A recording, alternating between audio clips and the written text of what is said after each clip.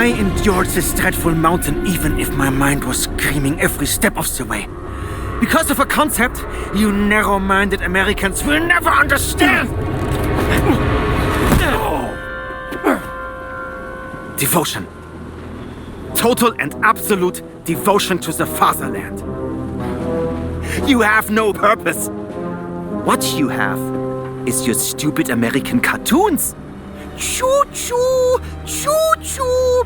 Ha ha ha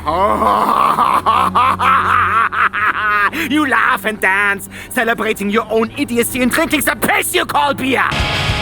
Welcome to Between the Joysticks. Press start and then we're off.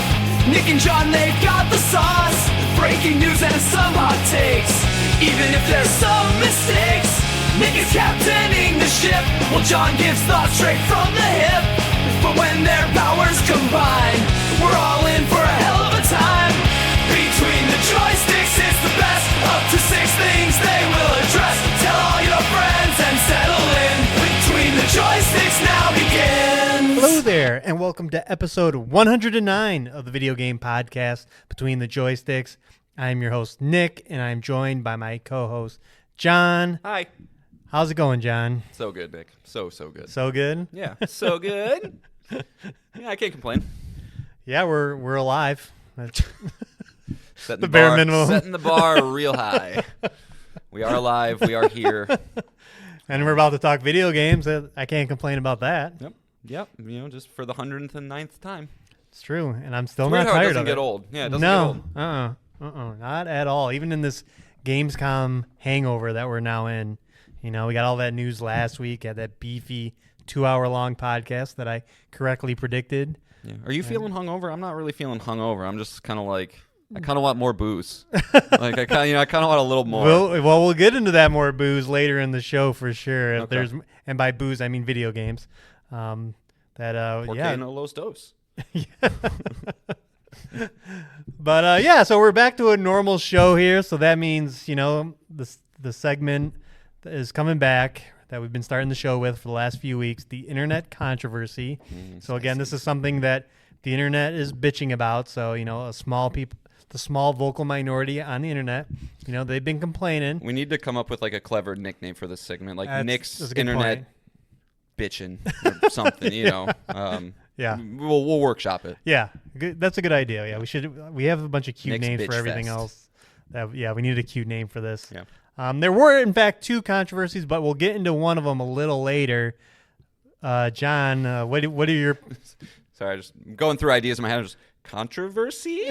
Question mark? Do you have any ideas? No, I was living in fatherland all weekend, so I didn't. Yeah, I don't know what's going on the internet right now. Fair enough. We're gonna talk a little bit more about this game coming up here in the first thing, but in the Xbox Gamescom preview section, Avowed was shown, and something controversial about Avowed was announced. It's not also coming to PlayStation, right? Not that. No. 30 frames. You got it. Hey. That Avowed on the Xbox Series X and S will be running at 30 frames per second. And as you may or may not know, you know, these consoles, that when they were announced and talked about, they promised, you know, that 60 frames per second gaming, and it seems that from you know, release to release, there's always that game that's not going to do it, and here we got another one. So the internet is not happy. Yeah, I'm glad you brought that up, because that you know, I have 2 thoughts about it. The first is that, because it is kind of garbage that we all go like, hey guys, get ready for the next generation, it's going to be amazing, it's no compromising, none of this, none of that, and then Correct. You know, a couple years later it's just you're back to where you were. So it is very annoying. That being said, 30 frames does feel like a gross thing to say with your mouth whole, but depending on the game that it is, it can be fine as long as it's steady. You know, and Avowed strikes me as, I believe you mentioned this, or to me personally, the last week, is just, you know, it's Outer Worlds Skyrim, right? Yep.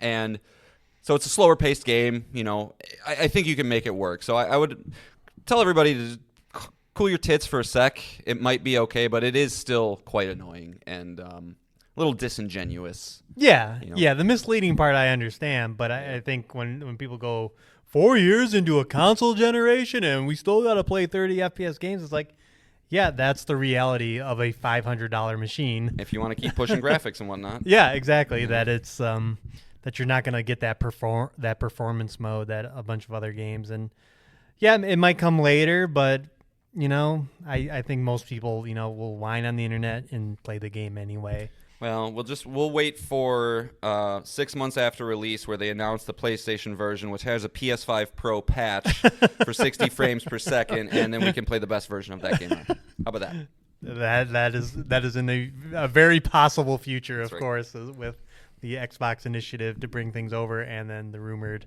PlayStation 5 Pro. Yeah, that might happen. Yeah. I'm curious. Avowed is on that cycle that some games get on every once in a while, where like Dragon Age, I feel like, is on this cycle where it's like shown and you're like, ugh. And every time it gets a little, you're like, will this be a thing? Maybe it will be. I don't know, but it's looking better than it has. Yeah, well, we're going to talk about the game in our first thing, sorry. so don't worry about that. But but the other thing I wanted to quickly touch on is Suicide Squad. Before last week, I talked my impressions of it. And I have finally finished the game, so I'm in a position to review it. Speaks really well that we're not making a segment for it. No, because I don't think there's much more to be... I mean, the game's been beat up enough. There's not much more to be said. But, I mean, take this from myself. This is probably the worst game I've completed in the PlayStation 5 generation of games. What are the other contenders? I mean, I know Gotham Saints Knights. Row. Yep, Gotham Knights. Saints Row. Yeah, I think those are the... That's enough said. Yeah. Yeah, it's just everything that we talked about. The loot never gets satisfying. The skill tree, the end game moves. We were talking about Infamous and the orbital drop, that powerful move that kills a bunch of enemies on screen. Every character should have a move like that in this game. It should be flashy. It should be spectacular. It should feel earned and be devastating, that power fantasy we talk about in video games, and it just doesn't have it at all. The entire skill tree is about getting certain numbers higher. And how is there no way that you click both sticks in and then King Shark goes into full blood and rage mode and he just runs around biting people in half? Like, I can't, like, at a bare minimum, right? Like, I came up with that with 2 seconds. Yep, exactly. Yeah, it's a bad game through and through, and that's not even talking about the end game where you finally beat Brainiac. The final boss, and it reveals the multiverse and that there are 12 different versions of that guy you have to beat. So that game will be ideally running for an entire other year in which you can finally, quote unquote, beat the game a year later. You left out the one important part that you can only do one of them every month, right? Right, correct. Right, so yeah. Garbage. Yeah, they call them episodes. So you have episode 1, it was March, and then April, and they're on episode 3 right now. So what a miss. What a tragedy. Yeah, it really is. Is Rocksteady getting another game? I think we'll know for sure soon. If you're going to shut that team down, you shut them down soon because, I mean, Suicide Squad released last year. No, released this year. It's February this year. Ugh. It was around Helldivers too. Was it May originally, and then it got pushed to? Because for some reason in my head I had May. I think May was the state of play and where they had to end up delaying it. Okay. Well, yeah, I don't know, but I think regardless, obviously, when a game gets released, teams usually get a lengthy vacation period. They've been working hard, get the game out. So, but you don't want to have them then come back to the office and then twiddle their thumbs or start a new project if you're going to let them or not. So I don't know. I kind of think they will stay around for at least one more, despite WB's posting a massive loss with them being the main reason. I think that is the other factor. Yeah, I think WB is a gigantic enough company that they can eat it for. They're willing to eat it for once, and Hogwarts Legacy made them enough money to offset that. So and Warner Brothers Montreal, who made Gotham Knights, which is also I don't know how commercially it did, but definitely a critical failure.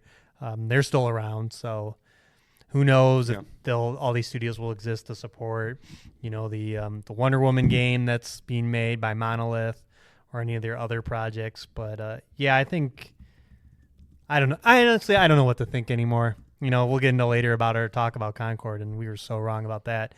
I don't know. I'm feeling a little low. Yeah. Feeling a little low right now on my on my prediction cap, but it's incredibly sad. I want to know because everything else about that game is top notch. To have the gameplay loop just be abysmal is really saying something. It's a 5 out of 10 for me. 5. Yeah. Yeah. Yeah, I want to know how many copies it sold, because I could see it being a thing that it sold more than you think. Yeah, right out of the gate for right, sure. Like it might be a $3-4 million seller, but the reports still do say that WB lost about $200 million on this. I'm sure their boy. projections were very high. Yeah. So, yeah. Rocksteady. Yeah. R.I.P. Yeah. Well, they're still around. The old one, the good one. Yeah, the one that made good single player games. So we'll see. Yeah. I mean, 9 years since their last game, and then to have this. I'll give you your props, Nick. You finish games no matter what. Not all the time. No, not all the time, but still, that's something that I would have dropped like a fucking. Man, this is the point as a podcaster. You have to have something ready to go. That's funny to say, and I have nothing. I don't know. You drop it like something. Oh, well. Drop it like it's hot. No, I was hoping you wouldn't say that. I'm sorry. That's what I was avoiding saying. All right. Well, on that hot note, we can get into how the show works unless you got something more. No, let's do it. All right. So this is how the show works. John and I both can bring up to 3 things to talk about. It can be a video game we're playing, a news item, a topic that we feel like talking about. We're going to bring back the Defcon level. It's always a fun thing, and if you're not aware about that, we'll explain it later. But it can also be from you, the listener. You can reach out to us on Gmail at betweenthejoysticks@gmail.com. You can follow us on Twitter at joystickspod and also DM us there. But you can also comment on our YouTube page at Between the Joysticks. Any of those things, we can bring it, and we'll talk about it. Hey, Freddie, I haven't forgotten about you. And we're stacked with a total of 6 things. Let's get into it. Do it. All right. The first thing I'm bringing is kind of a Gamescom roundup in which, they had opening night live in which we talked extensively about. But the next, couple of days, there was this big Xbox showcase every day in which they invited developers on stage to talk about their games. And just wanted to go a little deeper into some of the games that we haven't seen much of that showed a little bit more. And the first game I want to bring is Avowed. So Avowed is from Obsidian Entertainment. It is in there. I want to say Path of Exiles, but it's not Path of Exiles. What universe is it from? It's that isometric universe that they've Pillars of Destiny? Pillars of Eternity. Thank you. Look at that. We Our got powers there. combined. Originally scheduled for this year, but is now releasing February 18th of next year. And the closest video game comparison is definitely Skyrim. This is the 2025 version of Skyrim, in which it's a first-person game. It does have a third-person view, but primarily played through first person. You have your warrior, your rogue, your mage skill trees. Just like any RPG, you divvy out points into dexterity, strength, charisma, all that stuff, which will play a factor in your checks later in the game, your conversations. You choose a background. All pretty standard fare right now for RPGs. We're going to see the same thing in Dragon Age: The Veilguard. But Xbox brought them on stage. They gave a lengthy kind of demo. Just a few takeaways I had from it is your companion in it, his name is Kai. He's voiced by Brandon Keener, who is Garrus from Mass Effect. Oh. So that's a great thing. Nick's hard. Sorry. One of the fun things about Nick, for those who don't know him, is you can get him to break sometimes, and it's almost always with crass juvenile humor. Yeah, out of nowhere too. It always gets me. I'm just the 12-year-old boy all the time internally. He never learned how to ask for people's burgers or for their food. Sorry, another I think you should leave joke. Oh, this is a cool thing, John. They have what they're called lore tooltips. So when you're having a conversation with a character, words get highlighted, and I think I think it's the right trigger or one of the sticks. Anyway, there's a button that will, if you hit it, it'll pop up in the upper right screen the definition of what they're talking about. Nice. So if there's a race you're not familiar in the world, an event in the world, just kind of the backstory of anything that could have happened in Pillars of Eternity, you can get kind of like a read up on the screen mid-conversation so you know what they're talking about. Yeah, I think Pentiment did that, which was really, really nice. Okay. Where, it's just like obviously that game is mostly reading. And so, if you're reading about different places or whatever, you can kind of give yourself a little more, or Final Fantasy 16 with their active time, whatever. I love that kind of stuff. I hope we see more of that. So just make it easy on the player to know what's going on. Yeah, and you had to ask last week to Freddie B's question about how much I read lore in games, and I think this helps a lot, especially when it's like active to the conversation. Yeah. Reading a random terminal or reading a random book in the world to learn more about the characters is kind of it's a little more obtuse. This is kind of like right in your face, right when you need the information, so it makes it more pertinent. So that's cool. Just like in kind of Baldur's Gate, your companions can do tasks that you cannot. In this example, there was a spider web, and Kai can do fire damage, and so he was able to light the webs on fire. So you can kind of command them not just in combat but out of combat. So you don't have to be the master of all things. Do you think Kai always looks that blue, or is that a He's very player blue. choice? Yeah, very blue. I don't know. I'm assuming he's not customizable, but. Yeah. He pops on the screen, man. I'm watching the demo right now. Yeah, and then everything from there is your standard fare. There's a lot of, and we're going to talk about this about Dragon Age as well, kind of like that. You kind of like prep enemies to take more damage, like you freeze them and then you whack them and you do like shatter damage. There's like that kind of combat synergy you got going on, and enemies have stamina, so if they have a shield, you can kind of wear that down to where they break their guard and stuff like that. But it's all kind of the same fare. He was a mage in the demo. He casted spells typically, both defensive and offensive. He was able to. He had this ability called Siphon, where he shoots like a bunch of goop and it heals them at the same time as it deals damage. And then in combat, he had to prioritize, the long range enemies, the enemies that are healing the other enemies and stuff like that. Hate those fuckers. Yeah, that you typically want to do, and the game looked decent. There's nothing kind of like shocking here that you haven't seen before, other than it is again, as I mentioned, a prettier version of Skyrim and a fantasy world. But if the story can land and the choices can matter, similar as we'll talk about Dragon Age the same way. It could be a game to look out for, but I really am not seeing much inspiration here. Yeah. It feels very derivative. I agree with the lack of identity and uniqueness. I will say, watching this, I'm pretty into this. Just from a you hit it right on the head with the Skyrim comparisons, of course, right? So there's going to be a good deal of this that is just, kind of. And, anytime you see a game that reminds you of something you loved in the past, but it looks like it did in your head. You know what I'm saying? Where, in my head, Skyrim looks a lot better than it actually is, right? And this is kind of, I feel like, realizing that vision. But it also just kind of, it seems like a good amount of fun where you can kind of play the way you want to play. I'm digging it. I hope this would be a game. Based on this, what I'm watching now, that if it did get a PlayStation version, I'd probably jump in, assuming it wasn't just straight up bad for some reason. So right, yeah, like I said, it keeps looking, every time it's shown, it looks a little bit better and a little bit better.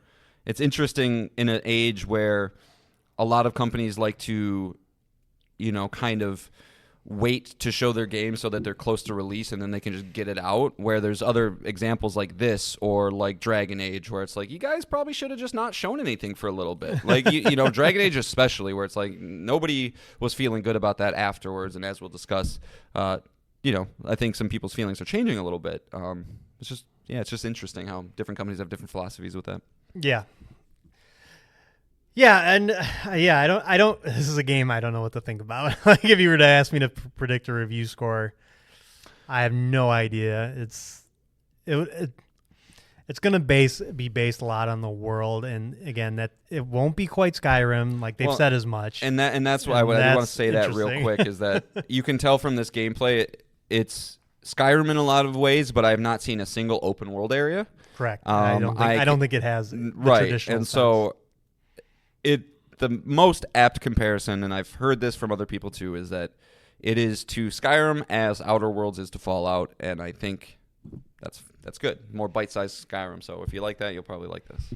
Yeah. But again, we got time. But you're not going to be lost and find yourself back in Blackreach or anything like that. Right. And we got time. February 18th is a ways away, so they're going to show the game more and polish it up. Yeah. And I think right now it's that character's super cool. All right, just like a elf-looking creature with light all over his face. Yeah, that's the quest giver in the demo. Oh, Sargamus. Yeah, he's cool. And I think pretty better character designs than Concord. Oof. And kind of releasing, 2025 is looking very busy, but as for now, I think it found a nice little window as of right now. We'll see in February of next year. So, all right. Moving on, the game that I really, really wanted to see, Indiana Jones, The Circle of Truth. They brought it that Friday of last week. And, John, no new footage. No new footage. They interviewed the creative directors of the game from Machine Games. Again, this is coming December 7th. I believe it's December 7th. Yeah, that sounds right. To Xbox and PC. And, they just talked over existing footage. We did not get to see a demo of the game or anything like that. December 9th. Okay. Yeah. And that's a crazy week. That's the Game Awards and the Secret Level released. Well, yeah, as we kind of noted during Gamescom, it's like, well, December is officially on the table. Like, that was kind of one of the last months that people didn't want to touch with. And like, you had Avatar last year, and you might get a couple things in the very, very beginning of it, but to put a big release, which means this game is ineligible for Game of the Year, by the way, is releasing too. Okay. Well, if Xbox was going to have a shot at Game of the Year, it was this game, and now I don't think they have. Hellblade. Yeah, and I don't think they have it unless Black Ops 6 is amazing. No. Yeah, make it 12 years or whatever it is. Anyway, so disappointed by that, but there is some interesting things that came out from not only the interview but the demo that the press got to see, and that this game will not be like their previous titles, the Wolfenstein games. But it will be more like, did you ever play, John, Chronicles of Riddick: Escape from Butcher Bay? No, I haven't. So neither did I. But from Ryan McCaffrey of IGN and a bunch of other people pointed out that is what the energy it's channeling. So Indy in this game is going to avoid confrontation. That's how you want to play the game. It's more about stealth. It's more about taking guards out stealthily, using your whip, not using your gun a lot, and kind of traversing the environment to get around guards that way. John's making a face. I don't know how to read it. Well, I mean, different strokes for different folks, but that's not me kind of game, personally. Well, there'll be the added puzzle elements, like still not like Uncharted. Yeah. Still? No. But what if I tell you it's Indiana Jones? Then I would tell you that this should have probably been like a why can't I think of that team's name? Who did like The Walking Dead and stuff? Telltale. Like, this should be like a Telltale style game. Personally. Okay. Yeah, I don't know. I mean, and that's why we wanted to see gameplay, unfiltered gameplay so badly. Right. It's just to see what does this look like for 10 minutes straight. You can make great stealth games. I know people love the Splinter Cell series and Chaos Theory specifically. You know, Dishonored, I think, is a very Dishonored's close another comparison. one, and those games can be great. I just, on a personal level, I always hate stealth as a primary function. I hate when I have the ability to shoot something, but like it always feels bad if I have to use it, right? Like the gun's there if you need it. Cool. Well, that means I never want to use it because if I've used it, I've either not done the level as well as I should have, It'll or be I interesting feel like what the fail state is of this game. Yeah. Do you just get overwhelmed by Right, enemies real quick? The shooting a gun alert everyone in the area, then it just is a fail state because it's Indy's revolver and he's not going to be going. Yeah. And then the added thing as well is I just feel like is Machine Games really the team that should have made this? And maybe they are. I think this was one of those ones that when Todd Howard had to present part of this game at that one Xbox thing, I believe they said something along the lines of Machine Games approached Xbox with this. They're like, we think we can make it. If that is the case, if I'm remembering that correctly, it gives me a little more confidence. It's just this is such a weird project from start to finish so far. It could come out. It could. Chronicles of Riddick is an 89 on people. Metacritic. Yeah, people. That's why it's like people love that game. The Escape from Butcher Bay is one of those like, what's your favorite game that nobody ever talks about or long forgotten things? It is one of those. I don't know. I love Indy because of his charm and his wit, his dialogue. Watching him go on an adventure, and I wonder, is it fun to be him? And it could be. Any video game can be fun with the right team behind it. I don't know. Yeah, is this a game that's going to be fun to play and fun to replay, or is it just a game that you're reliving Indiana Jones? You're there for the cinematic set pieces, the cool, cutscenes with the Nazis and Indy being Indy, saying funny things to Nazis in a smarmy way. That's the Indy way. Yeah. And then the combat, the fisticuffs is also a thing here. Did you ever get into it in Cyberpunk at all? The parry and stuff like that. No. Okay. Well, it's very similar to that. It's more in depth about like dodging and parrying and kind of like stuff like that in one-on-one fisticuffs. Yeah, I mean, did you like that in Cyberpunk? Because I don't like first person. I don't like first person melee either. That's just what I was gonna say. I mean, the only time I can remember it being serviceable is like Skyrim, where you're not really combat for Skyrim is just like you're just slashing your sword and hoping you're making contact, and you kind of just move on to the next enemy. But it doesn't look bad. It's just they got a lot of weirdness around it that it's hard to put a finger on. Well, that's what my next question is. Do you think the reason they're not showing an extended demo of this game, despite it being very close to release, we're 4 months away, less than 4 months, is that this game is shown in a 10-minute chunk is not going to show very well, because it is a stealth game, which means it's a much slower it's a much slower game, and like we've complained about is that they've shown a lot of cutscenes at this point. They can't show another one, so and that's probably the only thing that does relatively show well. And as we've talked on the show, that doesn't even show particularly well. But you have a couple schools of thought, right? You can showcase one of these set pieces, one of the reasons that we're here, or a cool scene or whatever, but that's going to spoil a major part of the thing. Or do you show gameplay, bore people, and then kind of lose a little bit? It's a tough one. I mean, there's certain games out there that are not set up to make trailers for very well. I don't know if this is one. This one, that's why I think this seems weird, because this doesn't seem like it should be that tough, but maybe it is. But I think of a game like The Return of Obra Dinn or The Witness, or things like that. And obviously those are two heavy puzzle games, but it's just for a tentpole release from one of the console manufacturers with a first-party team, a team with first-person shooting chops like Machine Games. It's just every time we get a little bit more about this, you kind of just go, okay. I hope you guys can stick the landing, but it just still don't have that confidence I was hoping to have. No, not at all. We need to see the game. But like Indy does live and die by the writing and the performance, and I know Troy is the best in the biz, and so the delivery of the lines, that'll all be done well. But is his side character endearing? Is the villain good? Is because what the main story is what there's like a connection of different things around the world that form a great circle or something. So they're going to be going all over the place, which is cool. But yeah.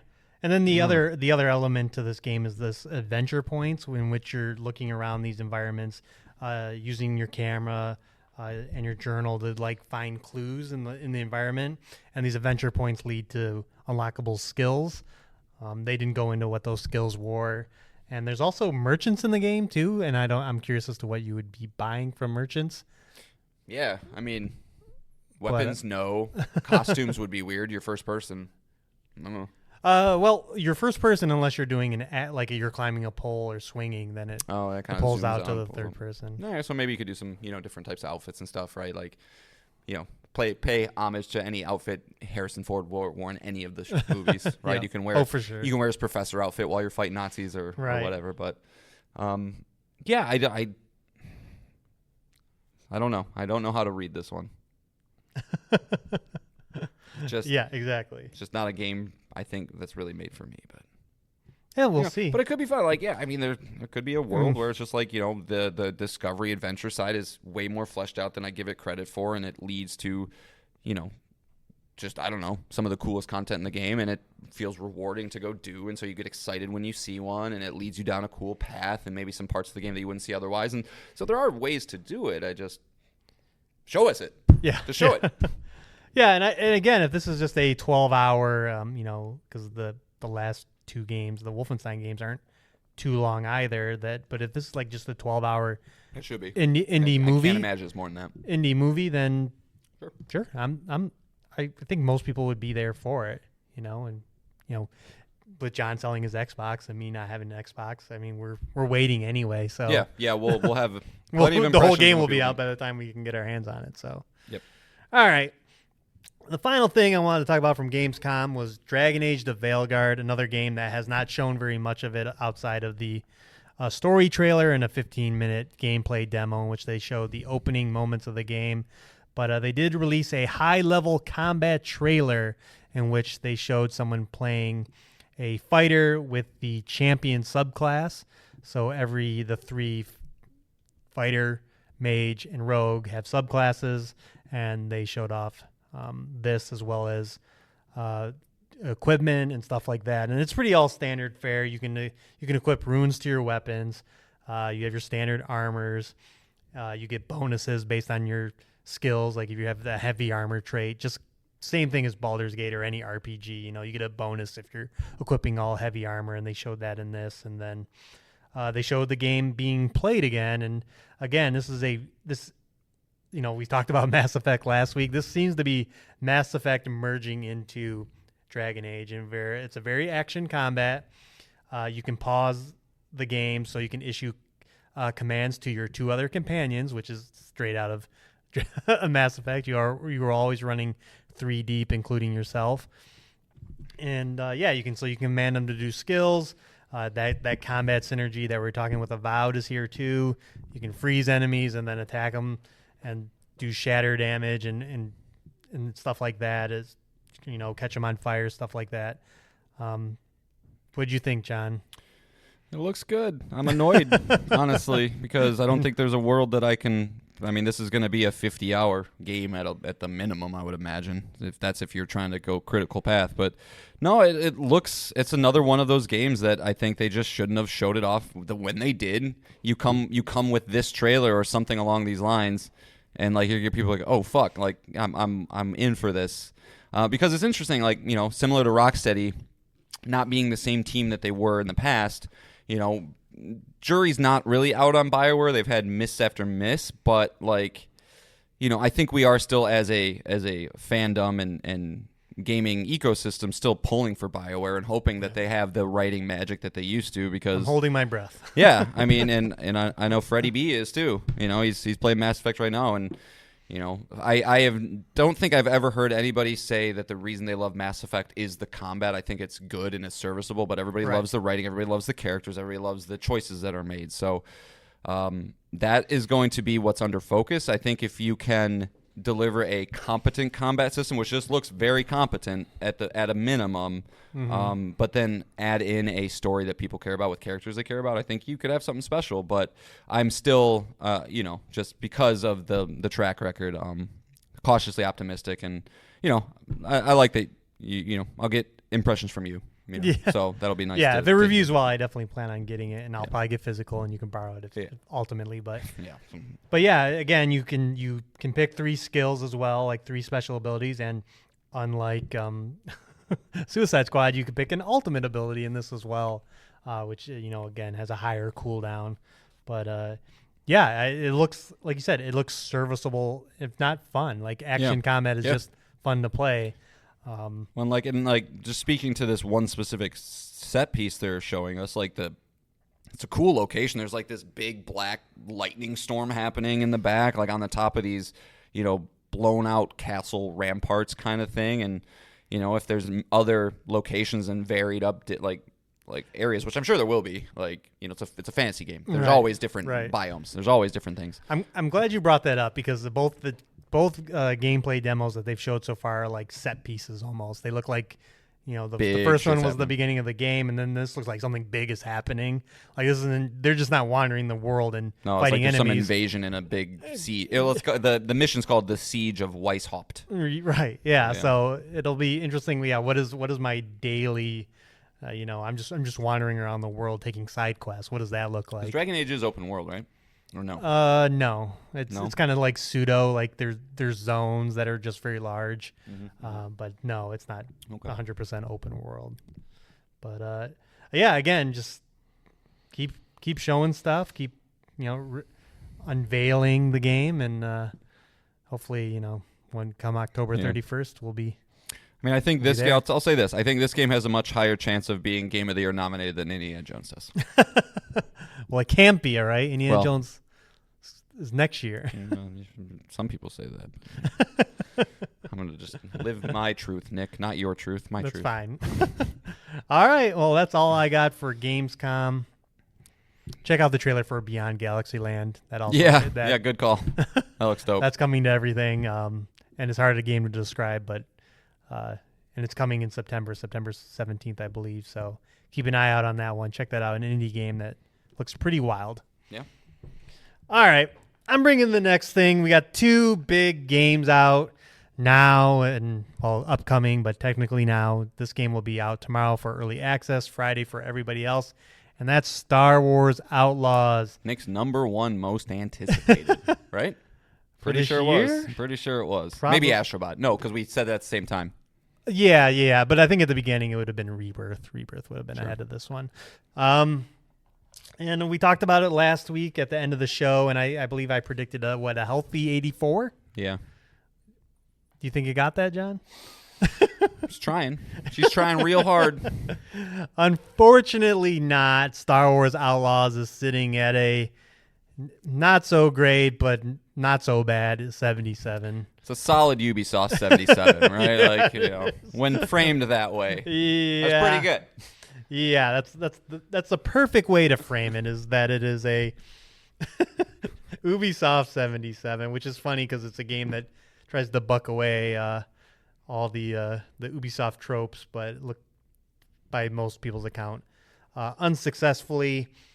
A few interesting notes is that a lot of people are talking about bugs. The IGN review specifically said a lot of bugs, enemies clipping through walls, enemies dropping guns just for them to float back into their hands. I kind of like those kind of bugs sometimes. And that is kind of frustrating on my part, because the game went gold July 3rd, and if you're not familiar with that term, that means the disc is ready to be printed on a physical disc and sent out. And there's no word if this is going to get a patch coming up either tomorrow or when it's out on early access, or Friday when the game's out for everybody. But it's just a bummer that bugs are the issue on a game like this. We got a bunch of slackers over there, dude. Like, what are you doing? Trying to go early vacations? Trying to go on their holidays? These fans, they're Star Wars people. They need to play.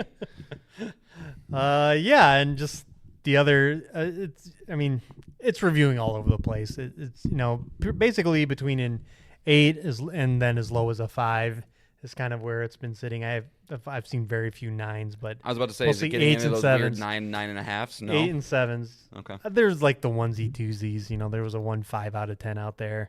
Okay. But other people are saying story's good, it's a fun heist game, but other people are saying it's not so good, that the reputation system is flawed. But the other big takeaway is that combat is repetitive. Stealth is really simple. There's not a lot of depth there. And I'm reading an interview or a review right now. 5 out of 5. Okay. What Respawn did with Star Wars Jedi Origins. Nope, I'm out. That's not a thing. Jedi Origins isn't a thing. Massive has done with Star Wars Outlaws. Like, get your shit straight, man. So it's one of those frustrating, like, again, in that curve, right? That probably 78. I'd probably say 78 to 82. Like, just like the frustrating range. Yeah. I don't know what I'm really doing here. Ooh, Eurogamer gave it a 2 out of 5. Oof. That's a big outlet too. It says Massive, the name of the developer. Massive bravely peels away the many layers of Ubisoft open worldisms in Star Wars Outlaws. It's a fatal error. Yeah, that's what I heard. Is they don't have the typical find a tower, clear out a base. That's so annoying. Mechanics. That review is so annoying because that is the only thing people have pretty much been saying about Ubisoft games for the past 5 years Right. is that this formula is like tired. Right. And Whatever. then they do it, and then they get dinged. Chris Tapsell, I'm coming for you. An interesting thing. He gave Suicide Squad 3 out of 5. Okay, bud. Okay. Interesting thing from Jason Schreier. He said, review codes for Star Wars Outlaws went out last Monday with an embargo for this morning. Gotta wonder how that impacted the reception. It boggles the mind that a company would spend 4+ years and God knows how many millions of dollars on a game only to give reviewers 6 days to complete it. Yeah. He says, I would probably feel negative about the game if I had to force my way through it, including the weekend, just to get my review up.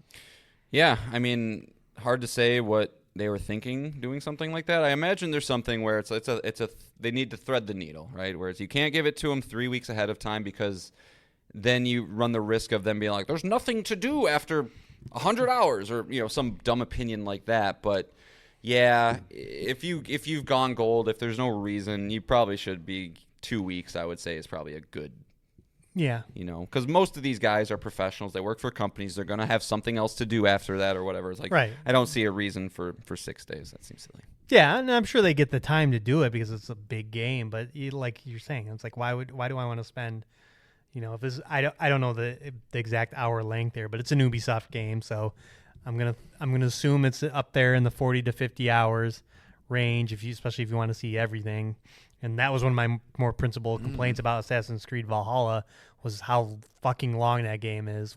Way outstayed its welcome. Well, and this is obviously very small data at this point because howlongtobeat.com functions based off of people inputting their times. Yeah. It says main story 15.5, main plus extra 20.5. So it seems on the shorter end. Oh, okay. Yeah, but again, like that could just be some. Right. Like I don't know if they have stipulations of like you can't put a thing in until actual launch day. Maybe this is just some anti-Star Wars person like myself. It was John. It was me. He admitted it. You heard it on the show. No, I would have put like arrest them, internet police. 4 hours. He's going to jail. Yeah. So obviously not obviously I said hopeful 84, not where I want to be. Is this going to stop me from buying the game? No. It is not. Thankfully, it is like the first big game of the fall. If this is November, yeah, I'm waiting for the Ubisoft sale price. Yeah, and this one should get the sale price. Yeah, it'll get the sale price. But it's Star Wars. That is a huge factor for me. Of course. And again, it's an area of Star Wars that I've wanted explored in movies, and Solo didn't do it for me, but this looks to do it. And so, are you excited for it to be primarily stealth based, or yeah. do you think you don't don't like, think you'll be like I'm a Metal Gear man. That is I'm true. a Batman Arkham man. Well, Batman Arkham. I mean, the stealth sections. Yeah, that one you can just fucking So- punch your way out if you want to. So yeah, the stealth is fine. Cool. I still think I'm gonna enjoy this game a lot, Yeah, despite the reviews. So, I think so too. yeah, expect my impressions next week. Yeah. Do you have how's your weekend looking? I don't know yet. So Okay. it is a holiday weekend in the States here, a Labor Day weekend. So everyone gets an extra day off. They get the Monday off. So that's going to throw up in the air the recording of this podcast, as well as the time John and I get to play games. A lot of family stuff, a lot of barbecues and potential trips and camping and God knows what. Well, and for me, beginning of school year, Levi starts school the day after. So. Yep, there you go. So it's just fun times. Yeah. But hopefully, I get some time, with Kay and our little fun furry companion. What's his name? Starts with an N, doesn't it? Yeah, Nix. Yeah. Yeah, because that's why I always think Bix. Like when they say that name, I'm like, why did you Nix and Bix? That's weird. So yeah, I'll have my impressions, and I'm still excited, but I wish they could have hit it this one, especially Bugs. I know it drives me crazy. It always does suck when that just like review scores at the end of the day don't mean much, but yours truly doesn't like to touch things under an 80. So it is, whether I will admit it or not. It is a factor. So yep, it's a bummer. For sure. All right. Well, let's talk about a game that reviewed worse. How about that? to make Star Wars shine a little bit more. But so this is I'm kind of excited to talk about this one because this is an interesting one. All right. Well, since the announcement of Sony's live service initiative, the company and fans alike knew how hard it would be to effectively break into this space. The company hit an unintended home run earlier in the year with the release of Helldivers 2, which peaked at 458,709 players on Steam on February 24th, being a success in virtually every single metric. Since then, we've shifted focus onto the next big live service release coming from newly purchased first-party team Firewalk Studios, which the game is Concord. Having an open and closed beta earlier this year, the overall impression seemed to be a solid shooter but with unoriginal ideas. The beta did little to generate excitement and left many people wondering if consumers would be willing to overcome the $40 price tag to jump in. Well, now we have reached the full release of the game, and for those that were hoping for a second success, cover your ears. Concord has reached a player peak of 697 players. A death knell for a what? For context. That is Steam. Didn't I say Steam? I said Steam on. I said. Okay, critiquing my writing. I said on the Helldivers thing, it was the Steam number, so I guess I should have put on Steam as well. Yes. So 697 on Steam. Correct. Yep. Which would be a death knell for a game that will live and die based on player engagement. So. It isn't faring much better on a critical reception side of things as well. With 14 reviews, it's currently sitting at a 67 on OpenCritic, with 21% of critics recommending. Although, in fairness, most of the major outlets haven't scored it yet. So they're all at Gamescom. they're all doing other things and wanting to probably make sure they have time to give a fair shake with this one. But suffice to say, this is looking like it's the unfortunate DOA that people were predicting, a rare dud in Sony's first-party family, especially confusing considering Sony reportedly purchased this team after they first got a look at Concord. All right. Let's break this down. Okay. Break it down. Let's start with the Steam numbers. Now, is the Steam numbers a reaction to the $40 price tag for a live service game? Again, something that, we assume most free-to-play games are live service games are free to play. Mm-hmm. Upcoming Marvel Rivals, upcoming Fragpunk, Fortnite. It's kind of Fragpunk. I forgot about that one. Warzone, free to play. Is it the backlash of the controversy we talked earlier this year that this game requires a PlayStation account to play? Well, I think it's part of it. I think it's an and/or. I think it's an and. I think they both are factoring into. Sure.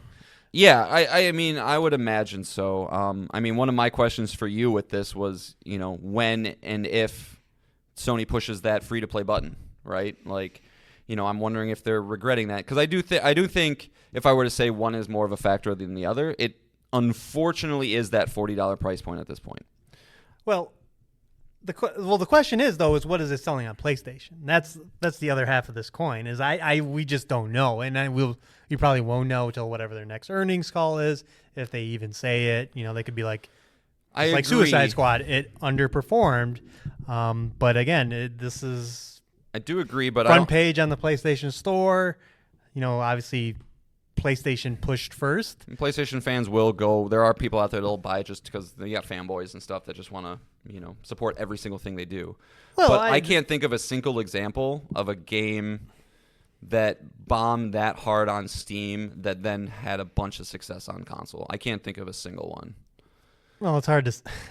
Yeah, I mean, really again, nothing to say without the data, but like most of these games are not released concurrently for the most part. No, right. The data's not there, but like I don't know, man. I think there is something for you and I, at least the people that are so on the Reddit pages all the time, on the IGNs, the Kotakus, and looking at this. Like you would see defenders, and I have not seen a single defender. Oh, there's defenders. There's defenders. Well, I mean, I've seen people saying the game's good, but not like anything like, no, this game's gonna succeed. It's gonna be here for a long time. I mean, people can't even. Like I said, we have no idea how it's selling on PlayStation. Again, your number's what, 500,000. Oh, my personal, if it's a success, yeah, 500,085. Obviously, we're far from one of those. And again, it's very early on as far as critic reviews. So I don't think it might hit a 70. Who knows? Yeah, it might, but I think the bigger conversation is about because this is a live service game. Total amount of sales aren't really the thing that they're looking at. They need to look at concurrent players, and I know that we don't have that PlayStation side, but again, anecdotally, talking to people at work, talking to anybody else outside of the space, nobody's excited for this. Nobody has been. So I do personally think it's kind of over with at this point. Yeah, I mean, unless they hit the free-to-play button, but I don't know how you approach that. Because you're issuing refunds at that point. Well, so right, and I was actually giving this a little bit of thought. It's like, yeah, you can easily issue the refunds to the people that bought it on Sony. I don't know how many that is. Well, you have to give it to everybody. You can't just. But would that not be up to Valve? If people who bought it through Steam, Sony can't just come in and be like, "Hey, you guys get your money back." I'm pretty sure Valve has to either. I'm sure if Valve's pretty good about all that stuff. They let you get the 2-hour window in which you can play a game, and then you can refund it within that 2 hours if you don't. Sure, but that's on a consumer-facing standpoint, not a company-facing. Yeah, but I think if Sony was like, "Hey, we're issuing refunds," I don't see how. Yeah, Valve would be like, "No, you paid." Well, I would imagine what they'd have to do is Sony would have to pay them. Sony would have to be like, "Hey, we'll cut you a $2 million check." I don't know. Yeah, I don't know either, but it is something to be said, and then it also does open the door for precedent, right? Like if Fair Games comes out and then that game's not good, and then people are like, "Well, I don't like." Well, I was going to get into that later. Should I buy it? Well, yeah, buy it because Sony will issue refunds, and then Sony doesn't issue refunds, and it's like then that's just dumb. We can answer that question right now. I mean, they won't be $40 ever again. Any live service game from Sony. Yeah. Fair Games will not be. You will not pay for Fair Games. That's a good point. Or Marathon, you won't. They'll be live service. Yeah, and I don't know. I would love to know when the $40 price point was decided upon. Was it post Helldivers 2 where they're like, "Oh fuck yeah, good, go"? Because I imagine they probably wish they even charged $60 for that game. Or was it decided before then and they're just like, yeah, no, this is going to be our cadence going forward. $40 price point, free updates going forward, no nickel and diming, no season pass. Right. They thought that might entice people. But someone made a really good point is like, I forget they used some scientific term or it was like example of this thing is like you have a game that right out of the gate is not doing well. It costs $40. People are probably skittish to spend $40 on a game that either will A, go live service soon, or B, fail entirely and then your $40 is just gone. So, even if they have interest in paying it, they might be scared of what is the future of this game because it's not doing so well. Yeah. I mean, and, the one thing that separated this thing from any other live service games was like, the idea of these vignettes and these characters, and nobody seems to care about that. The only thing I've seen about the characters is they're poorly designed and not interesting. So like that's not any part they can hang their hat on. So lessening the confidence in this game, and it's unfortunate because like looking at the reviews, it's kind of what we thought, where it's like it's just not unique. It's a good feeling shooter. Here, actually, I'll just read some of these reviews because I think they can say it better than I can. But coming from Push Square, Sammy Barker writes, Concord is a clean and well-meaning first-person shooter with no shady business practices to boot. Its lack of real identity is an issue, and it's difficult to determine just how much Sony is going to get behind it long-term. However, there is a polished and beautifully presented experience on offer here, with some interesting tactical team-building systems and sublime animations. Firewalk's debut may not be out of this world, but it's genuinely pretty good overall. And that does seem to be the sentiment overall, is the game, or this... So we said when we played it. Mm-hmm. Or from Chicas Gamers. I don't know what that site, but if you're a lover of 5 versus 5 shooters, you're going to love it. Graphically, it's spectacular, and although in terms of game designs it's a little green, we hope that Firewalk does a great job with this free update. So people are liking the experience if it's there. So obviously, I think, it's just the opposite of Helldivers. We're like, fuck, we should have made this free to play from the get go. And I think they could have mitigated a little bit of this negativity, which is obviously good for the long term. And I'm going to retract what I said a little bit ago. I don't think this game is dead, but they have to have a plan now. They have to figure it out. They have to communicate it well, and I don't know. A plan now? I mean, you have to come out and say something, because you either just sit here and you say nothing and you let the numbers just... Well, we don't know what the PlayStation numbers are, they so can't they be might good, be Nick. happy. They cannot be good. Well, what plan do you think they're going to come out with now? That it's going to go free to play? That's what I'm saying. Or, if you want, the battle passes are free. They can't say anything to that. So the only move is to make the game free or not. Yeah, I think that's what you do, because there is no way that this game succeeds at $40. There's none at this point. The only thing they could do is meet halfway in the middle, and that it's a PlayStation Plus extra game. That's like the middle ground you can reach right now. I don't think you just flip it like that. I don't either, but that's what I'm saying. I don't know what the answer is, but this is not it. Because Destruction All-Stars was another game that it was a live service game that they switched, right? You had to pay money for it full price at the time, and then it became a PlayStation Plus essential game, I believe. Oh. Yeah, extra didn't. We talked about this. Extra did not exist at the time, so they made it an essential game. And they didn't do this didn't they reduce it to $20? No, it went free to play. It went free. Yeah, it was supposed to be a launch game, then got pushed to January or February and became an essential game. Okay.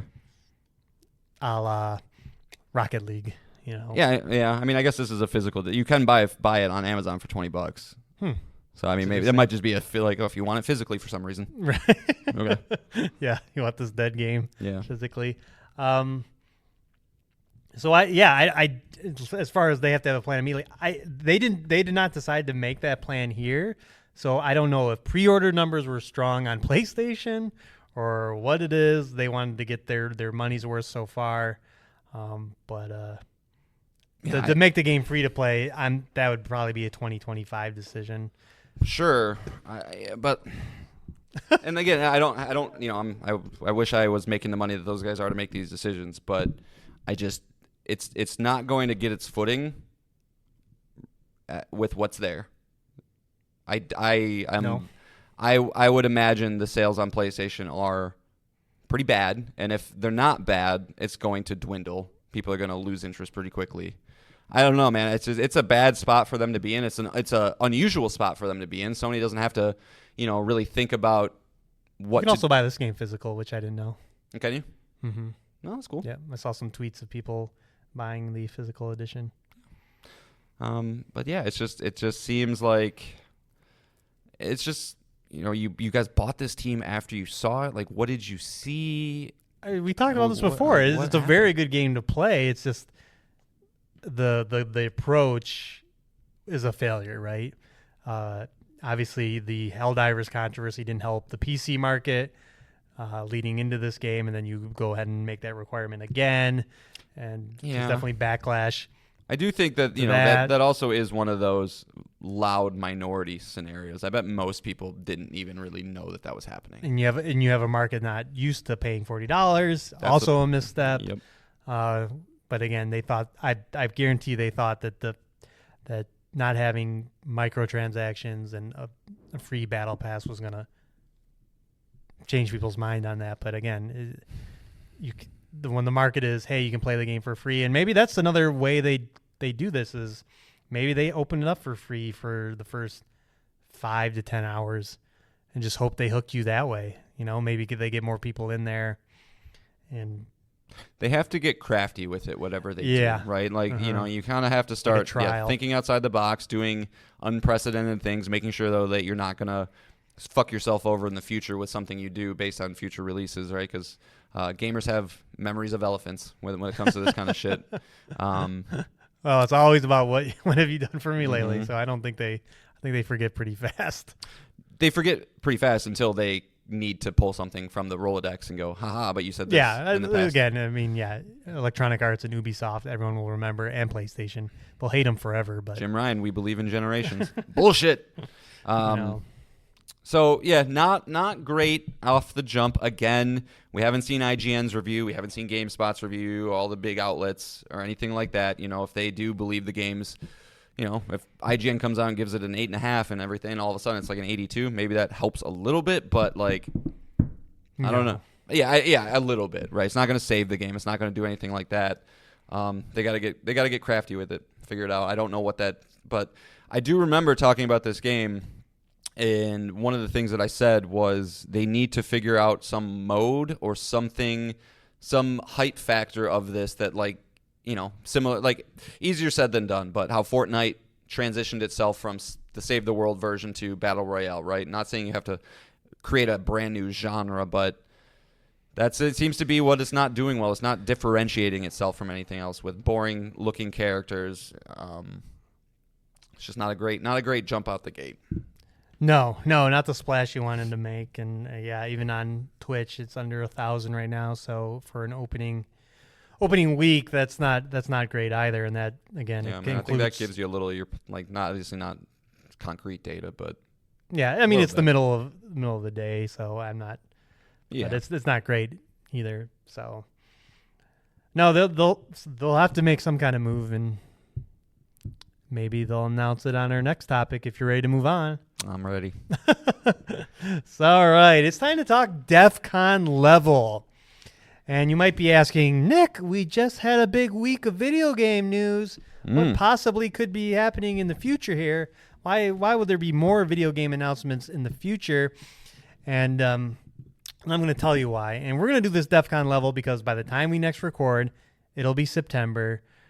Unfortunately, I tried to get ahead of all the rumors, but fucking Jeff Grubb already started talking this week about a future Sony State of Play. And goddamn it, I wanted to be ahead of him. I want to get ahead of all these so we can say PlayStation Pals, our old name. Between the joysticks, we were right. Could have tweeted it. Yeah, I could have, but I could have too.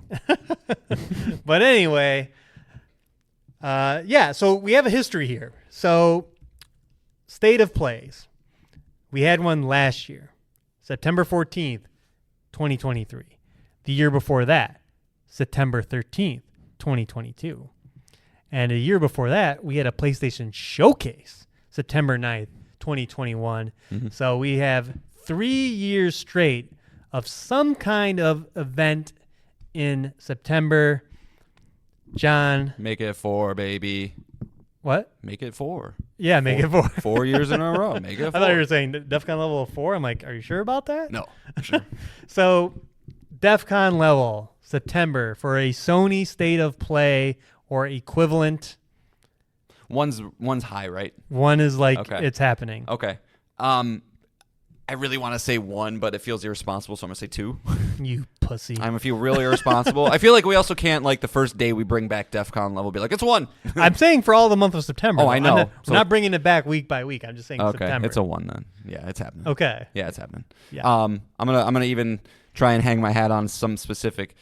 September 18th. It's a Wednesday.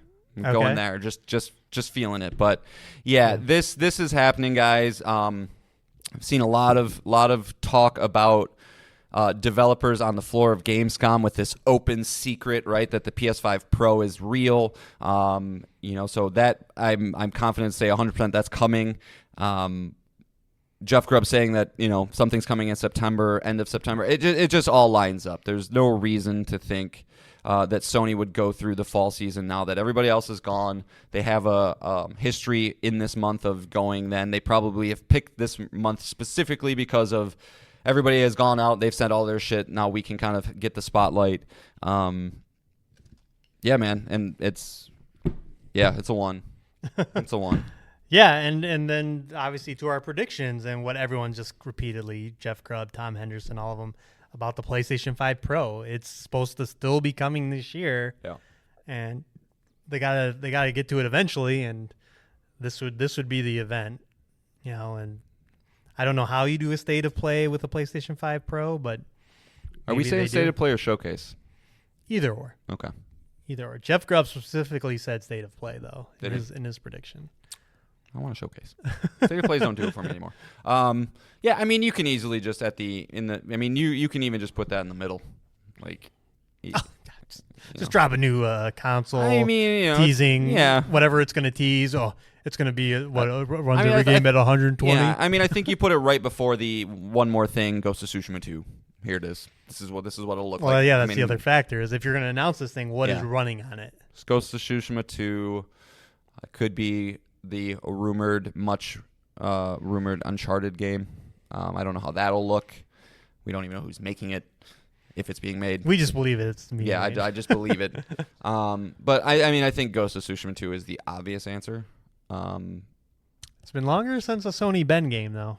It has, but Tsushima was known for beauty in the first one. It's a much more well-received thing than whatever the Days Gone guys are doing. So I would say if you're going to show, I think there's a strong likelihood that could be multiple first parties shown here. And that's why I do think I'm hoping for showcase phrasing, but maybe, Sony's just like, look, we're just going to stick with state of play now. Sony's they're a erratic company, right? Like, hey, we're doing PSX. No, we're not going to do PSX, but we're not going to announce we're not doing PSX. We're just not going to do it anymore. And so maybe, internally it's just like, no, we're not going to do showcases anymore. It's just everything's a state of play, but it can be a bigger one. I don't know. I'm just talking. It almost seems like, if it's the runtime, right? If it's like if they want to do 30 minutes, state of play, if it's going to reach that hour, showcase. Yeah, but it's just, it's a joke at this point talking about, how many teams we don't know what they're working on. So...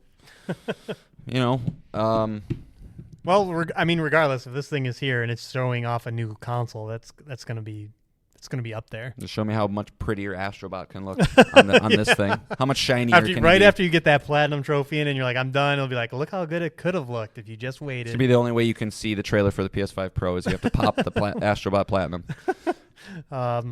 Yeah, I mean, again, the last 3 years, this is 100% happening.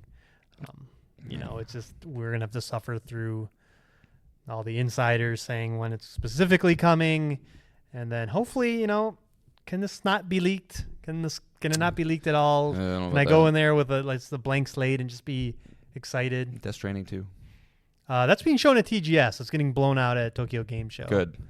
But good. Don't take up my definitely precious one of the state games time. definitely a game that they're gonna say runs a lot better on PS5 Pro. So. Wonder if Metal Gear Solid is there. Did you see those rumors today that people are still saying it's coming out this year? Delta? Well, I mean, if it was, what if it's a day and date with the Pro, Yeah, maybe. Be weird for Sony to partner. Konami doesn't seem to want to partner with anybody in that kind of way, but yeah, I don't know. Sony likes partnerships. Yeah. But yeah, we saw, well, I didn't want to, whatever. I don't even want to bring it up because the source was Tweaktown, and I'm not familiar with them about it being. You don't know Tweaktown, dude? Being an open secret at Gamescom. Tweaktown. But I don't trust that source too much. But I do think, again, people that we do trust that said it's coming this year. We have the history. It's going to happen next month. We'll be talking about it. Book it. Put it in the book. And then the real question is, John, you just got all that GameStop credit. You sell your PS4 or PS5, and you're probably pretty close. That's the thing, yeah. If they're willing to give me $390 for a Series X, they should probably be willing to give me $420 for a PlayStation 5. Right. And, yeah, depending on the price point. Yeah. Shit, man, even if I didn't have the credits, like $150 to, upgrade this thing, and I would never worry about it again. I don't know. I didn't have a PS4 Pro. I remember when it came out, I wasn't a frame rate guy. I'm still not really a frame rate guy, although I'd love, a nice smooth 60, or when I got to play Spider-Man 2 at 95 or whatever it was. It always makes it better. But it'll be interesting to think if I can convince myself to make it worth my while. Right. Because I don't fucking play video games anymore, Nick. But would be nice. New hardware is always the... Don't tell my wife, but yeah, one of the most excited I've been in the past 5 years was when that PS5 showed up at my front door. So love getting that stuff. Yeah, and this thing's going to look sexy. It's going to be all black, of course, and just look great. Do they just keep the same form factor? Yeah. I would say it probably looks the same. Make it smaller. I mean, if you can make it smaller, you make it smaller. Just all black. Unfortunately, it'll be digital only with the disk drive option that we talked about earlier this year, but we'll see. We'll know for sure in just a few weeks. About a month from now, we should probably know. So, all right. Well, Nick, I wanted to give Sony a little bit of props here. Specifically, no. They fucked up Concord. We can't. They're on our bad graces now. Well, that's okay, Nick. Concord wasn't the only game that came out recently, and this game is breaking fucking records. And I want to give Sony a little bit of credit because I think while they're not the reason this game exists by any stretch of the imagination, I think they're doing some good in the video game space. And specifically, I want to talk about the China Hero Project. So Black Myth Wukong, developed by Game Science, just released this past week. It's a Chinese action combat game where you play as Monkey Man. Gorgeous, one of the best looking games I've ever seen, running on Unreal 5. But this is a game that was showed off, I believe, 4 years ago at this point. It's been around for a while, and so people were excited to get their hands on it. But I don't think I could have anticipated how big this game was going to be. So for those who don't know, the China Hero Project is a PlayStation mentoring and support initiative for China-based developers, helping them create incredible games that reach a global audience. So China, while being the world's second biggest economy, is still a much underdeveloped place in a lot of different areas, and specifically the Chinese government is pretty restrictive with what they allow. It's a communist country. Politics aside, it's just tough to get things going there, I do believe, as much as my American brain can rationalize or from what I've read. So to see Sony go in there and try to establish themselves and help these teams reach their goals and dreams, I think is admirable and a great thing for our industry. And then I took a look at what Black Myth Wukong did on Steam this past weekend. For those who might remember earlier in the show, Helldivers 2, right? When that game came out, that was all anybody wanted to talk about. It was blowing up the world. It was an unexpected success, and it reached, what did I say, about 450 million concurrent players on Steam, right? Huge success. Not 450 million. 450,000, sorry. 450 million, yeah. 450,000. Black Myth Wukong, over the weekend, reached 2,415,714 concurrent players, which is bananas. It also helped Steam drive a new concurrent user record this weekend, surpassing 37 million users for the first time in history, 37,242,724 to be exact. And according to Game Analytics and VG Insights, around 20% of the copies are sold from non-Chinese markets. So they estimate the total copies sold to be around between 12 and 14 million, which in and of itself is outstanding. But which means that 2.4 to 2.8 million were sold in the West within 5 days. To put that in perspective, Final Fantasy VII Rebirth is reportedly just above 2 million. So unbelievable success, and this is incredible for many reasons, but I want to focus on the Sony China Hero Project initiative because they've also really invested in two other regions specifically, India, and then they recently announced the North Africa and Middle East collaboration. And there's been a lot of people who are into the space know that console gaming has kind of been stagnant for a long, long time in terms of at least how many people are doing it, how many people are engaging in our platforms. And they kind of believe it's maxed out in the regions it is, right? The United States, Japan, Europe, Australia, the big places. And so if there is going to be any type of progress being made, it is going to be in these blossoming regions, these, countries that are just kind of reaching their economic power.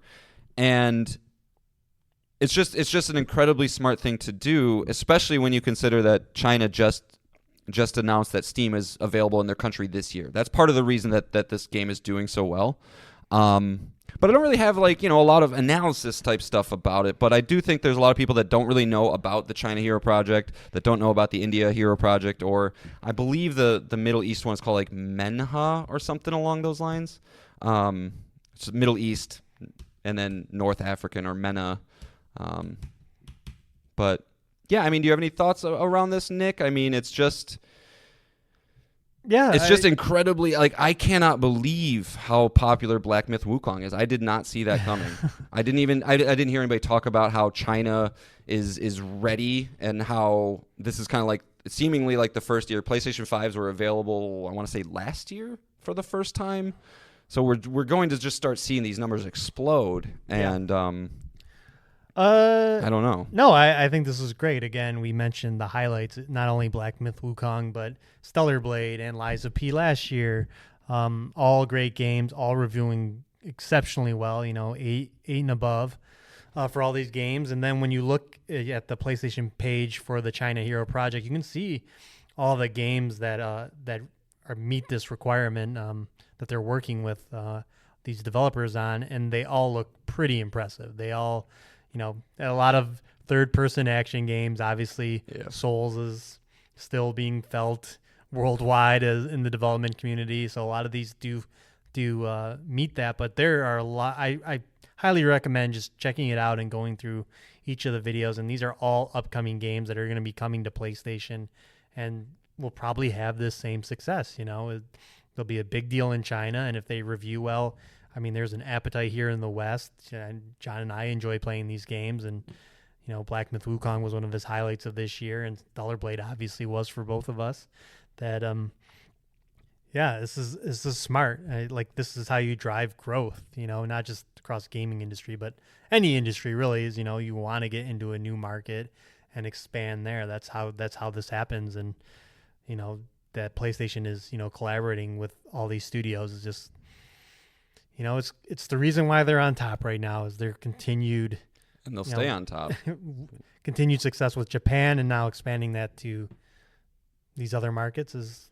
Well, and places like China and places like India, I mean, I might be a weirdo in this regard, but I'm always so interested in other cultures. I'm, honestly don't travel as much as I wish I did, and it's always refreshing to see a culture's take on a type of story, right? Or like Black Myth Wukong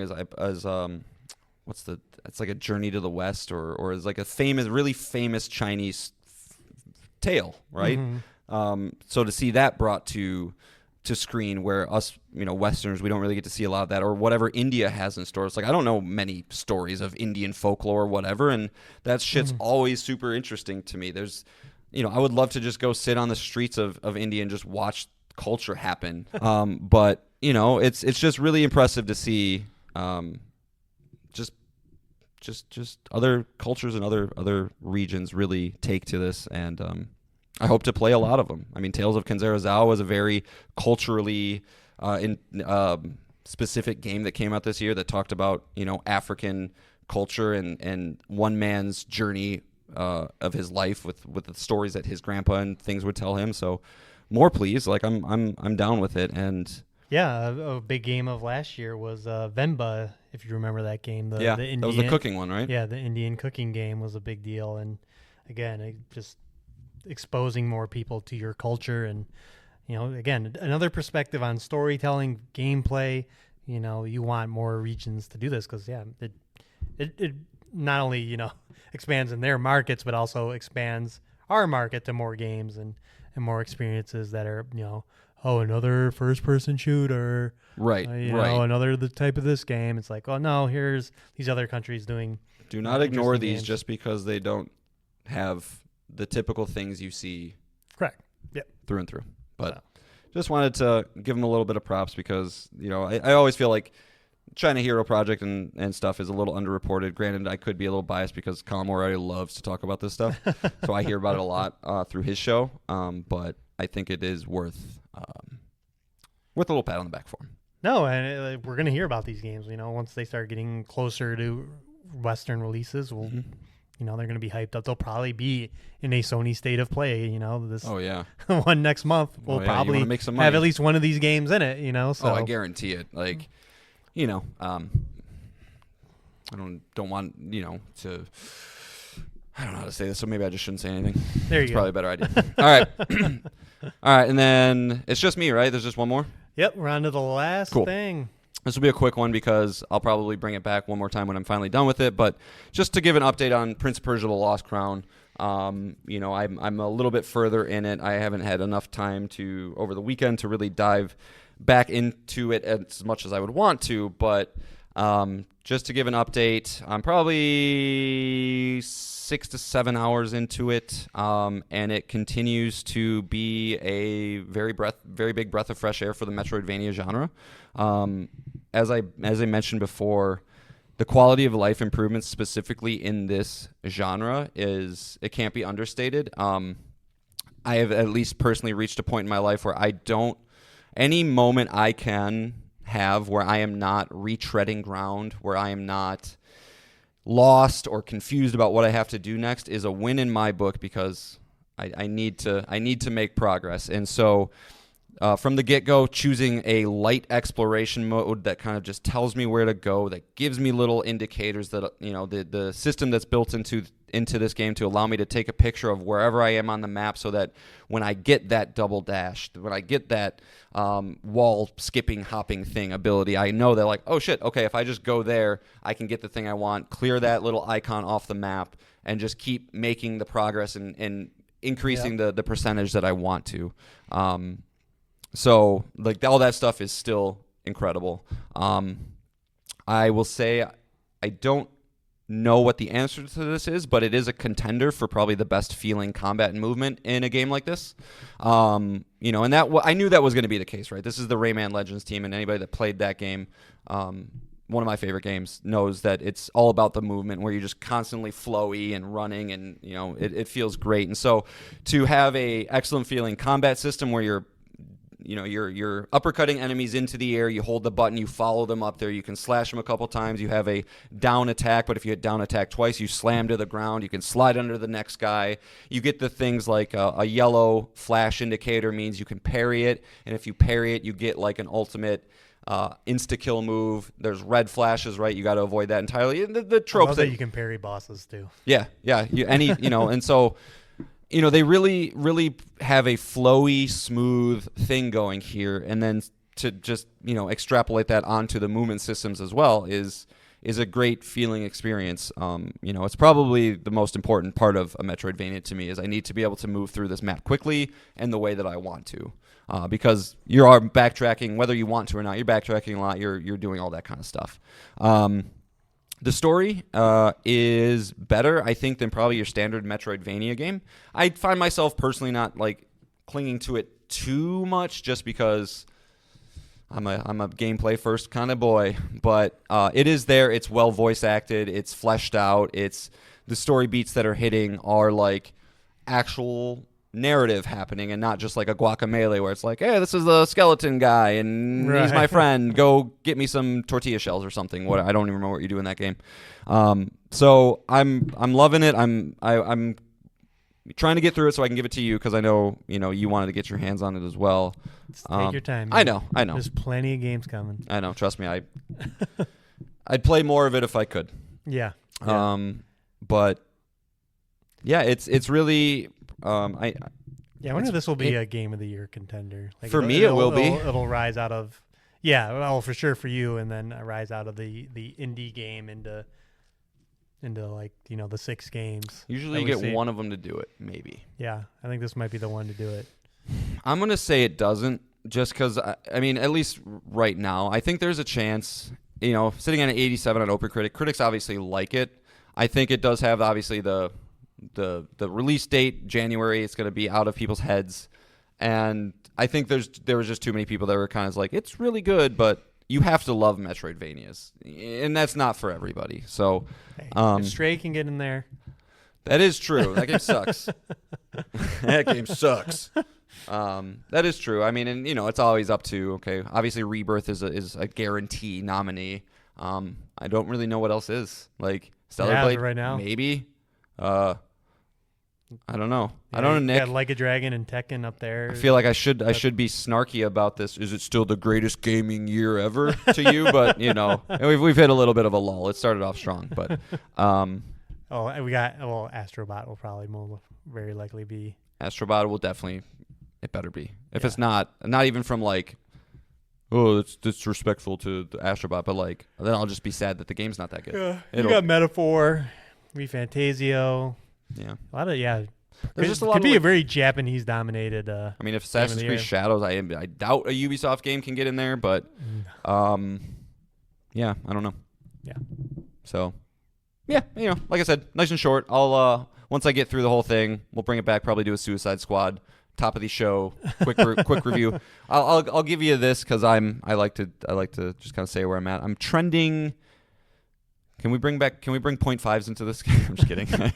Trending at about an 8 right now. Yeah, which is sense. Real solid. Yeah, the demo's out, so everyone can try it out if they even think they might like it. Yeah, I mean, from just a recommendation standpoint, if you like Metroidvanias, if you like Hollow Knight, if you like Guacamelee, it's a 100% must play. Sure. And at the price point that it started at $40, it's a Ubisoft game. It's dropping in price. I picked it up for $28 physically. You wait for that sale for the price point that's comfortable for you, but you will like it. I guarantee that if you like these kind of games. Yeah. So cool. Yes. All right. Well, that is 6 things. Teases.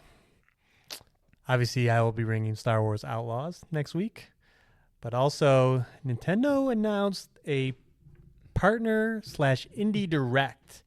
They're doing them back to back. It's going to start with an indie direct going into a partner direct. They have already said no Switch 2. Okay. And again, this will be third party, so I don't even think. I mean, we won't see Echoes of Wisdom or Brothership, but yeah, it's interesting what to expect. Nintendo's always pretty out there. Their previous indie and partner directs we have not brought to the show because they were just not great. So I don't know what to expect here, but there are certain games out there. There's one game, Nick, that I just want to see. There's a couple. There's only one. Just Hollow Knight? Just me and the Hollower. So Silk Song. I don't care about playing games anymore, Nick. I care about beating people in video fake fantasy leagues. Yeah, so there's a lot of good indie games that Beyond Galaxy Land will be one of them for sure. That we mentioned at Gamescom. That'll definitely be in this indie direct, but yeah, I would just expect what games are coming out between now and the end of the year. Yeah, from them, I don't expect anything crazy. Rise of the Golden Idol 2 would be nice. Maybe a weird port. They're like Jedi Survivor coming to Switch, and you're like, because that game's coming to PS4 and Xbox One. Yeah, good luck. No, that's probably a good call. Yeah, it's about time for a couple end-of-gen ports. But Nintendo usually can get a good indie game here and there, so that will be definitely my focus as far as their games. Yeah, hope to play Prince of Persia, and been playing a lot of MLB The Show with my son, which is cool. Not that I'll ever bring that to this show. I don't need to talk about that, but I will say, we had a boys' night the other night, which was fun, and. We played our first game together on the same team, and we won 50-0. We had 26 home runs. I think I might need to bump up the difficulty, but it was fun for a 7-year-old boy to just. We started the game. Who hit more home runs? Levi. We started the game. And I think I led off with a double because you alternate pitching innings and you alternate hitters, and he hit a home run on the first pitch for his first 5 hitters. I was like, what is happening? And I set it up for him, very easy hitting controls, very easy pitching controls, base running's automatic. I don't want him having to hit R2, hold R2 and then hit circle to select the first base run. He's gonna he'll hate it. So it's easy mode right now. That's fine. But yeah, he loves it, and so that's cool. And just looking to find more ways to. What? You're talking about game with your son. We haven't talked about a game announcement that is huge. A huge gaming announcement. I don't know what you're talking about. But yeah, come on, let's go with this huge game announcement. Your most anticipated now because of your son. Well, I mean, if we're looking at hours played on my PS5, that's a reasonable assumption to make. Yeah. But yeah, Descenders is apparently coming out with Descenders Next, which seems to be just kind of their what was it? What's the Ubisoft game? Riders Republic. Yeah. The Riders Republicing this franchise, where it's it's snowboarding and mountain boarding, which is the weirdest thing. It's like people on a skateboard on big wheels, and other extreme sports. But as long as it has that go downhill fast and do tricks thing with like a little checklist that he can do, he'll be all over it. So yeah, I forgot about that. But I'll happily be there. Sorry to derail you. No, it's cool. You sparked my brain. We forgot to talk about. Yeah, I forgot about that. But no, I imagine I'll be there, and we'll be boys nighting it with that one at some point, going for the platinum. Yeah. I will as much as you can hear the disdain in my voice and the 200 hours I played of that game, getting the platinum on that one is one of the more satisfying ones I can. Just for like it's done. Yeah. It's done. But yeah, cool. All right, take us away, Keiichi Okabe. Music for today, guys, because Nick somehow used the theme to The Lost Crown a while ago. Back in January. Yeah, back in January. We're gonna go back to a trusty old classic, Nier Automata, the Forest Kingdom theme. Very weird. It's good stuff. What did you say about that game? It's your greatest game ever. I love my rankings, and I don't know. I was just over the weekend. I was listening to the soundtrack again, and I was just like, I genuinely think this is probably my favorite game of all time. Wow. I think about it more than any other game. I've platinumed it, and I would love to play it again. I've been thinking about going back and playing Nier Replicant to try and absorb more of that story, to see if, because people like that one, honestly, as much as they like Automata. Certain people do. I don't. But, yeah, it's... Well, Tokyo Game Show's coming up. Maybe you'll get a little treat. You'll get a little treat. Oh, my God. Yeah. Just give me Hades 2 already. Well, that could be at the indie showcase. Not very likely for Nintendo, No. but When do you think that pops back up? Game Awards? You think it gets a release date? it's possible. Game Awards? It's possible. Because if it's not Game Awards, it's got to wait till either a self-announced thing, a random state of play, a random whatever. But again, they can do what they want. they sure can. They made tons of money already. They sure can. Best in the biz. All right, so yeah, enjoy the bliss of another Nier Automata song, and we thank you for listening as always. We love all of our listeners so much. And, the scheduling might be weird for next week, but we'll try and figure it out so we can be back with another 6 things. Love you guys. Bye-bye. Toodaloo.